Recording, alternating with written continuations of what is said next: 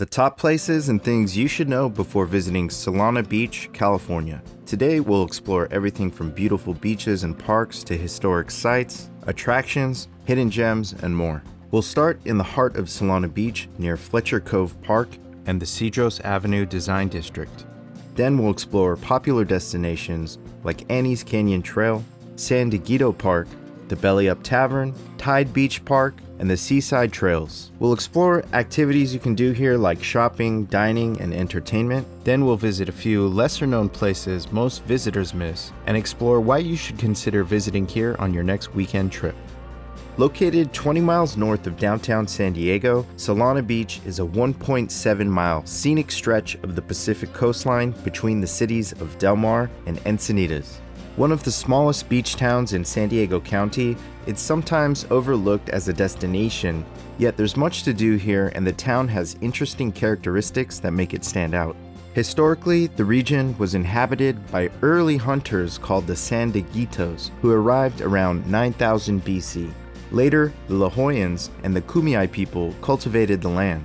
Spanish explorers arrived in the 16th century, establishing missions. Then control of the area passed from Spain to Mexico in 1821. Colonel Ed Fletcher, a community developer in San Diego and the founder of Solana Beach, purchased 201 acres of land in 1922 to develop the community. With his efforts and the construction of the Highway 101, the town grew quickly. Today, Solana Beach is known for its beautiful coastline, outdoor activities, art and boutique shopping, and entertainment. We took some time to explore the city's attractions, and here are the top things to do in Solana Beach, California.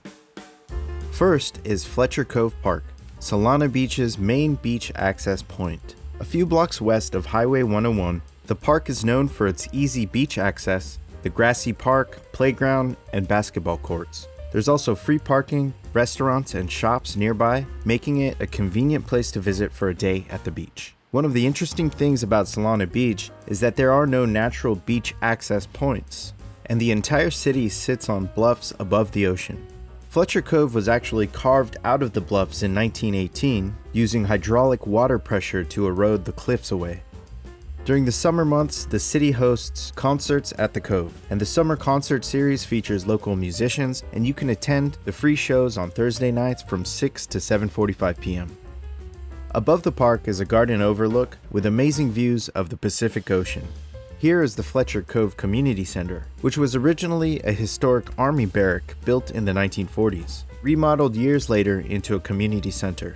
During World War II, concrete gunnery installations known as pillboxes were built on the bluff overlooking Fletcher Cove, and to this day, the cove is nicknamed Pillbox. Within walking distance are great restaurants and everything from breakfast foods to pizzas or burgers.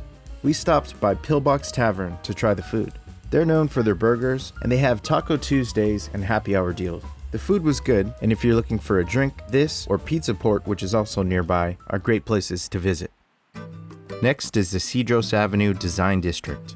Located in the heart of Solana Beach, close to the ocean, it's a 2.5-block stretch along Cedros Avenue with over 85 boutiques, art galleries, home decor stores, coffee shops, and restaurants.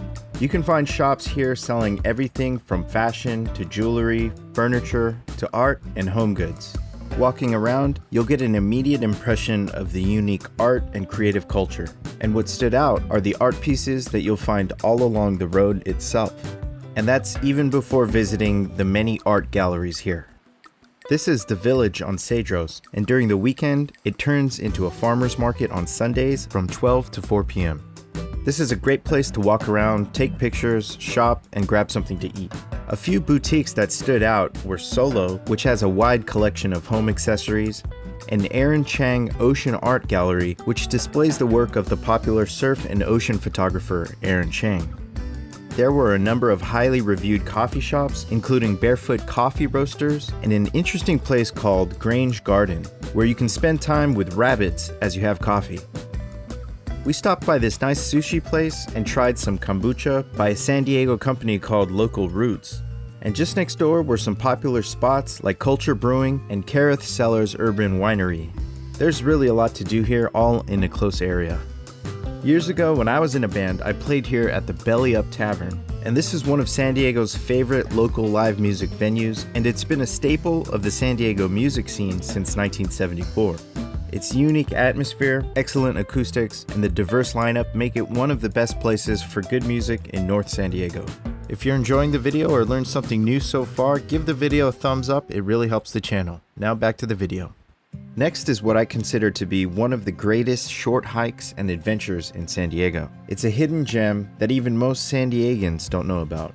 Part of the 979-acre San Elijo Lagoon Ecological Reserve, Annie's Canyon Trail is a trail loop that traverses through a narrow slot canyon. The hike is between 2 to 3 miles depending on which access point you choose. The two main starting points are at the Gemma Park's Interpretive Trailhead, which travels along the southern edge of the reserve to Annie's Canyon, and the main path most people use is next to the 5 freeway at the Solana Hills Trailhead. This path has some steep hills running along parallel to the freeway. There's a fork that leads to the left marked by signs, and a short distance along the lagoon leads to the main trail loop of Annie's Canyon. Then the trail loop has 2 options. Taking the left leads to switchbacks that lead up to the trail summit, and the right path, which I recommend if you can, leads through narrow slot canyons up to the summit. Until about 8 years ago, this was an unregulated area and served as a forbidden party spot for locals. It was covered in graffiti with carvings in the sandstone. False trails that are now closed led to areas where people climbed the rocks. Numerous reports of injuries and falls led to these parts being closed off. Today, the trail is well maintained and most of the graffiti has been removed. Although in some places, like the Mushroom Cave, you can still see remnants of paint and the effects of smoke from fires. Heading up the narrow slot canyon is a lot of fun, and near the top are metal ladders that make it easier to climb to the summit. One thing to have in mind is the trail here is one way, and on the weekends it can be really busy with lines of people waiting to climb the ladder. Once you reach the top, you'll find a summit view of the ecological reserve below. This is a good spot to take photos, and the only way down from here is to take the switchback trail down to the starting point. Altogether, Annie's Canyon is a fun, quick adventure, and I highly recommend checking it out. At the north end of Solana Beach, on the corner of Pacific Avenue and Solana Vista Drive, is a great beach access point that's easy to miss. One of the first things you'll notice is the unique artwork right by the street. Heading towards the beach reveals a long staircase leading down the bluffs to the beach below. This is Tide Beach Park, and it's the northernmost beach in Solana Beach. During the summer, lifeguards staff the lifeguard towers, and this area attracts visitors for the long sandy beaches, the great surf, the tide pool, and reefs. The beach is called tabletops for the flat reefs you can explore during the low tides. One thing to keep in mind here, the closest restrooms are a few hundred yards north at Cardiff State Beach. Altogether, Tide Beach Park is a great spot to enjoy a quieter beach experience. Next is one of Solana Beach's best kept secrets. This is a hidden beach access that even some locals aren't fully aware of. The Mar Shores Stairway. To get here, you need to park on the street by Mar Shores Terrace and South Sierra Avenue. At the end of the cul-de-sac is a small trail that threads between condominium complexes.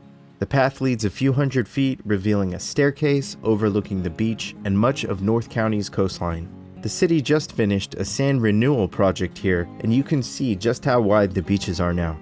This beach is a good place for surfing, swimming, and sunbathing, and it's a pretty secluded area without facilities on the beach, and if you're planning to spend time here, it's a good idea to bring water, snacks, and sun protection. But if you're just looking for a great place to walk along the beach or catch a sunset, this is a perfect place to visit. Just to the north is a slightly more well-known access point called Seascape Surf. This is around the same area but a few hundred yards to the north, and it gets a little bit more busy here because it's closer to the street. A few miles inland from the coast, on the edge of Rancho Santa Fe, is a place that might be one of the best family-friendly outdoor spaces in San Diego. San Dieguito Park is a 125-acre park filled with amenities and activities. It has several playgrounds, picnic areas, and open fields, ideal for family gatherings and recreation. Because it's somewhat of an isolated area, it's best to drive here, and there are a few free parking spots outside, but otherwise day parking was $3 per car when we visited. Entering near the lower parking lot entrance, You'll pass through vast shaded areas with open fields, beautiful fountains, and landscaped gardens. One of the highlights of the park is the network of trails that weave through groves and through the canyons. Walking the trails is a great activity for hikers of all levels, and all along the way are incredible views of the surrounding landscape. Near the top of the trail, you'll find several lookout points where you can stop and enjoy the panoramic views, and there are several educational displays with interactive features where you can learn key information about the habitats, the animals, and the history of the region. Continuing on, you'll find the park's famous suspension bridges, a fun feature that kids and adults will enjoy. It's a nice place to explore, take photos while enjoying the views, and while you're here, keep an eye out for local wildlife, including rabbits and various bird species, and even the occasional bobcat that all call the park home. Next is one of the most scenic drives in Southern California. The Highway 101, also known as the S21, is an iconic route running through Solana Beach that offers a perspective into California's past. Along the road are plenty of local shops, restaurants, and businesses. Near the southern end of Solana Beach are the Solana Beach Gateway Arches. The arches feature mosaic designs with images of the ocean, native plants and wildlife, and the early settlers of Solana Beach. The arches are part of the Coastal Rail Trail, a 1.5-mile paved trail that runs along the Pacific Coast Highway. The trail features native plants and public art installations, including a stained glass mosaic here called the Sunburst of Color. The trail is popular for walking, running, and cycling, with separate lanes for pedestrians and cyclists. At the north end is the Harbaugh Seaside Trails, a newly opened 3-acre coastal overlook and trail system connecting Solana Beach to Cardiff by the Sea and Encinitas.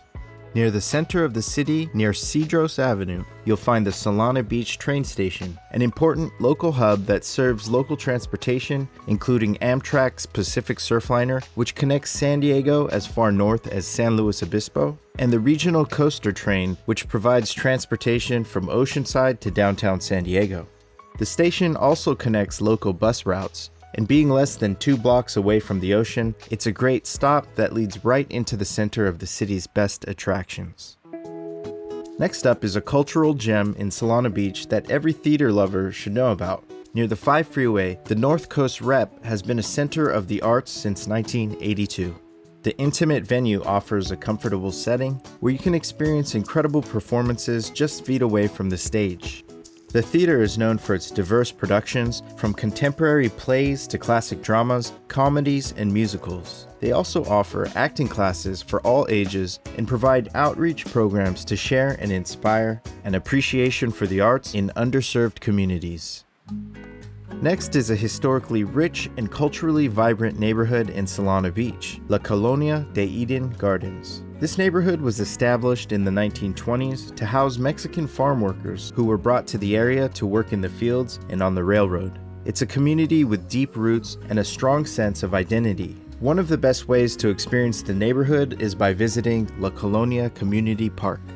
The park is at the heart of the neighborhood with a mix of facilities like basketball courts, a playground, a skate park, and picnic areas. Being a former skateboarder, I was surprised to find this seating area, which was once a popular skate spot, visited by skaters from around the world. The neighborhood is also home to some of the best Mexican food in San Diego. Historic local favorite restaurant, Tony's Jacal, which has been here since 1946, and Fidel's Little Mexico, which opened in 1960. Each offer authentic dishes that have been enjoyed by locals and visitors for generations. Let us know your favorite places to visit in Solana Beach in the comments, and if you learned something new, give the video a thumbs up. Subscribe for more content about San Diego. Now click here to learn about more things you can do while you're in the area.